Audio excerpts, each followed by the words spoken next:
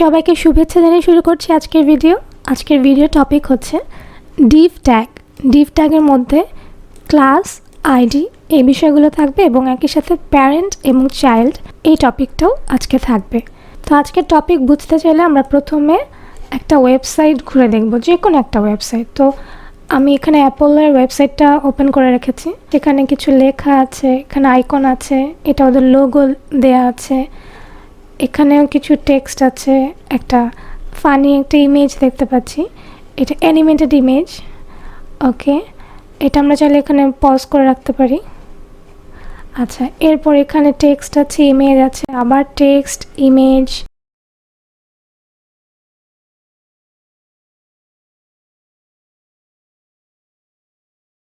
তো এই সিম্পল ডিজাইনটার মধ্যে খেয়াল করুন, এখানে আমরা কতগুলো টেক্সট দেখতে পাচ্ছি, অনেকগুলো টেক্সট, তারপর অনেকগুলো ইমেজ। তো আমরা এতদিন যেভাবে কাজ করেছি, আমরা জাস্ট একটা হেডিং নিয়েছি, একটা ডিভ নেওয়া শিখেছি, আবার হয়তো একটা ইমেজ নিতে পারি। আমরা যদি H1 লিখি, দেখুন H1 এখানে যে ডিজাইন দিয়েছি, এরপর যদি আমরা আবার H1 লিখি, হ্যাঁ, এই H1 ধরেন আমরা ডিফারেন্ট একটা টেক্সট দিলাম, কিন্তু ও কী করবে, সেম ডিজাইনটাই কিন্তু পেয়ে যাচ্ছে। আচ্ছা, আমরা এখানে ব্যাকগ্রাউন্ডটা মুছে ফেলি।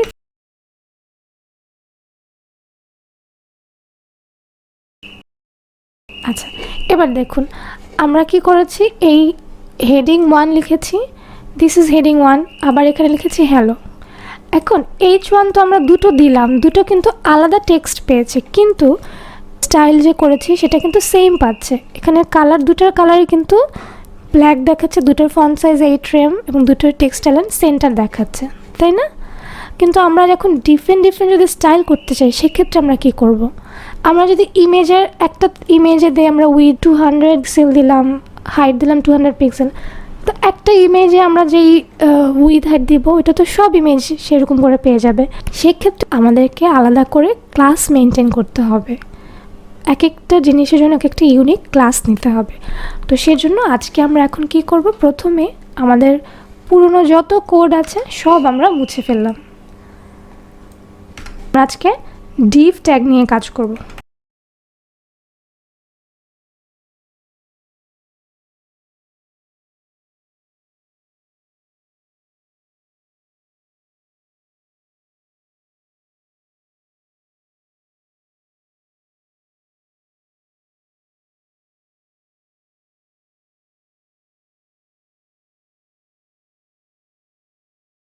দুটো ডিভের মধ্যে কিন্তু H1 আছে। এখন আমি চাচ্ছি এই ডিভের H1কে একরকম করব, এই ডিভের H1কে আরেক রকম করব। সেক্ষেত্রে আমরা কি করব? সেক্ষেত্রে আমরা দুইটা ডিভকে আলাদা ক্লাসে ডিভাইড করে দেব। ক্লাস লেখার পর ইকুয়াল, তারপর এখানে অটোমেটিক ডাবল কোটেশন আসবে, আর এরপর আমরা এখানে একটা নাম দিয়ে দিই। ধরুন আমরা এই ডিভের নাম দিই টম। এখানে তাহলে আমরা আরেকটা ক্লাস নিয়ে নিই, এটার নাম দিয়ে দিই জেরি।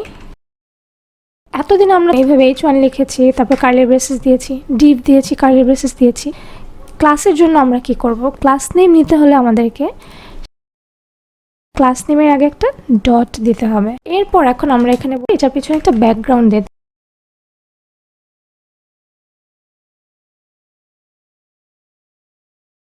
কিন্তু টম এটাকে আলাদা করে বলে দিয়েছে, এখন কিন্তু জেরি এটা কিন্তু দেখুন আলাদা হয়ে গেছে, ওর পিছনে কিন্তু কোনো ব্যাকগ্রাউন্ড কালার আসেনি, এসেছে টমের পেছনে, কারণ টম কিন্তু এখন একটা ইউনিক ক্লাস, ও একটা আলাদা ক্লাস, ওরা একটা আলাদা ক্লাস। আমরা যদি ওকেও টম লিখে দিই, তাহলে দেখবেন কি হবে, দেখুন ওর পিছনেও কিন্তু ব্যাকগ্রাউন্ড চলে আসছে। কারণ কি হলো, যে দুটোই এখন সেম ক্লাস হয়ে গেল, কিন্তু আমরা তো দুটোকে ডিফারেন্ট ক্লাস করেছি, তাই না? যেন আমরা দুটার জন্য আলাদা আলাদা করে ডিজাইন করতে পারি। এখন আমরা জেরিকেও আলাদা ডিজাইন দিতে পারি। তো সেক্ষেত্রে এখানে যেহেতু ক্লাস নেব, ক্লাস নেওয়ার আগে কি করতে হয়, একটা ডট দিতে হয়, তারপর ক্লাস নেমটা দিতে হয়, এরপর কার্লি ব্রেসেস, এরপর এখন যে কোনো ডিজাইন আমরা দিতে পারি। এখানে আমরা জাস্ট কালারটা এবার দিয়ে দিই পিঙ্ক, জাস্ট বোঝার সুবিধার জন্য। ওকে, এই যে এখন আমাদের জেরি ক্লাসে হয়ে গেছে পিঙ্ক কালার, আর টমের ক্লাসে হচ্ছে রেড কালার। আচ্ছা,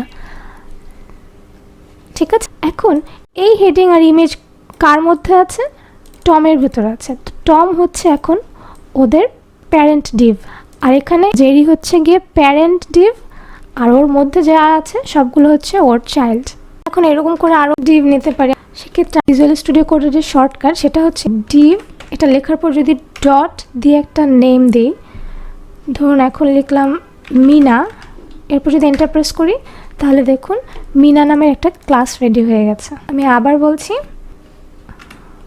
আমরা ডিভ নিব, ডিভ লেখার পরে ডট, ডট লিখলাম মিনা, ডট দেওয়া মানে বুঝতে পারছে যে এই ডিভের আন্ডারে একটা ক্লাস হবে মিনা নামের, ঠিক আছে। তো মিনা এটা লেখার পর আমি এন্টার প্রেস করলাম, দেখুন মিনা নামের একটা ক্লাস ক্রিয়েট হয়ে গেল, ঠিক আছে। ওকে, এখন এটার ভিতরে আমরা এখন নিতে পারি প্যারাগ্রাফ নিতে পারি,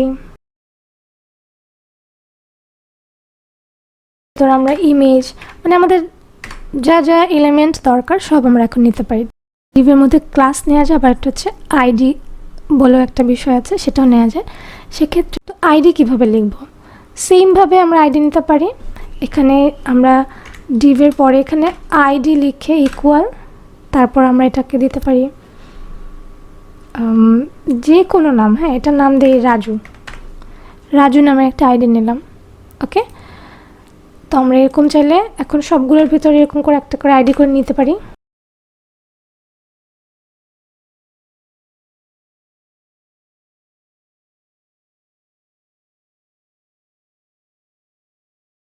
এই আইডিটাকে কিভাবে এখানে স্টাইল করব? ধরুন আমরা টম না নিয়ে আমরা রাজু আর আইডিটা নিয়ে কাজ করব। ক্লাসের আগে যেহেতু আমরা ডট দিয়েছি, আইডির আগে আমরা দিব হ্যাশ,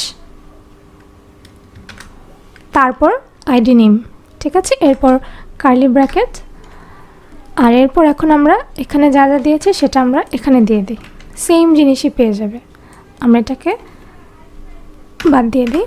ওকে, তো এরপর আমরা দেখি, দেখুন সেম কিন্তু আছে, তাই না?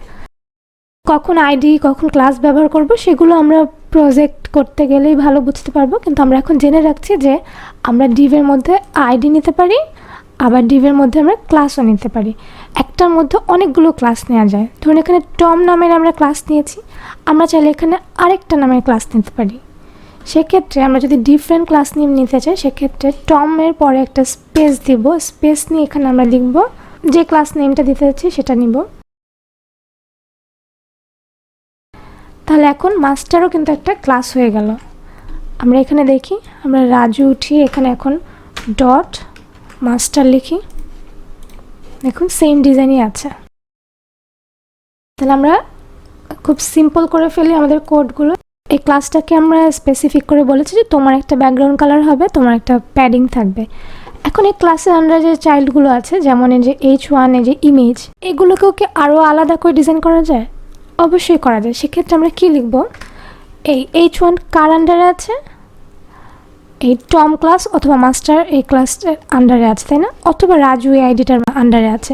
সেক্ষেত্রে আমরা ধরুন মাস্টার এই ক্লাসটা নিলাম, এরপর আমরা হেডিং 1 দিব। আমরা মাস্টারের আন্ডারে যে হেডিং 1 আছে সেটাকে নিয়ে এখন স্টাইল করব, ঠিক আছে। এটাকে আমরা বলবো টেক্সট অ্যালাইন সেন্টার, তারপর ফন্ট সাইজ দিব,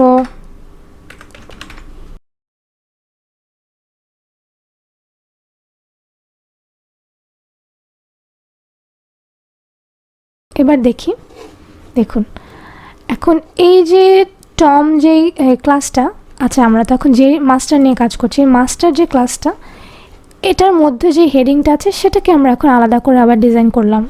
সেক্ষেত্রে আমরা কি করলাম, প্রথমে ক্লাস নেম নিলাম, তারপর একটা স্পেস দিয়ে H1 দিলাম, ঠিক আছে। সেমভাবে আমরা কি করতে পারি, মাস্টারের মধ্যে যে ইমেজ আছে, সরি আমাদের স্পেলিংটা ভুল হয়েছে,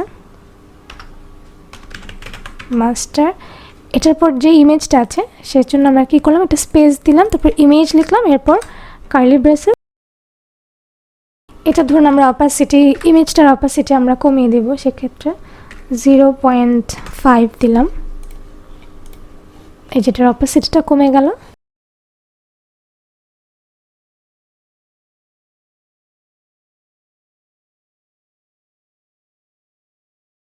এখন এখানে আমরা আরও ক্লাস নিতে পারি।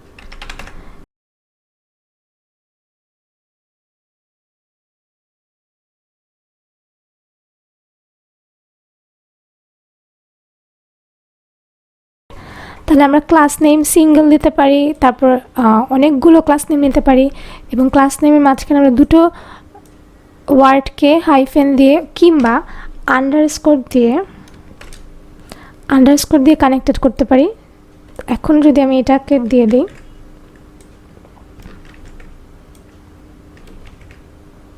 একটা আমরা হাইফেন ব্যবহার করেছি, একটা আন্ডারস্কোর দিয়েছি। ওকে, দেখুন সেম কিন্তু স্টাইলটা থাকছে। মজার বিষয় হচ্ছে আমরা চাইলে হেডিং 1, এই যে হেডিং ট্যাগ, এটার ভিতরেও চাইলে ক্লাস নিতে পারি। ধরে আমরা কাজ করতে পারি। ওকে, আমরা এখানে H1 এভাবে না লিখে লিখলাম ডট, তারপর হেডিং, সেম স্টাইল কিন্তু রয়ে গেল। পেজের মধ্যেও এখানে এরকম ক্লাস নিতে পারি। তো আজকে এ পর্যন্তই। নেক্সট ভিডিও আসার আগ পর্যন্ত সবাই ভালো থাকুন।